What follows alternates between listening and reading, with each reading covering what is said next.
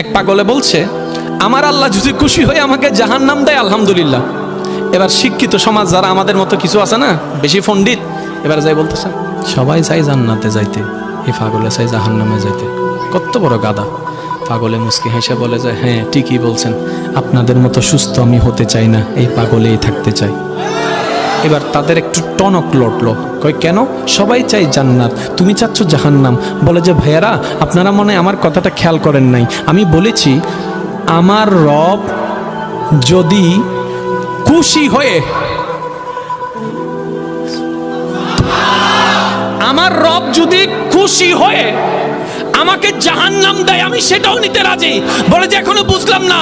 পাগল বলে জ্ঞান দিয়ে রবের বিষয় বোঝা যায় না, দিল দিয়ে বুঝতে হয়। আরে শুনো, রব যখন খুশি হয়ে যাবে জাহান্নামটা জান্নাত হয়ে যাবে, রব যখন নারাজ হয়ে যাবে জান্নাতটা জাহান্নাম হয়ে যাবে।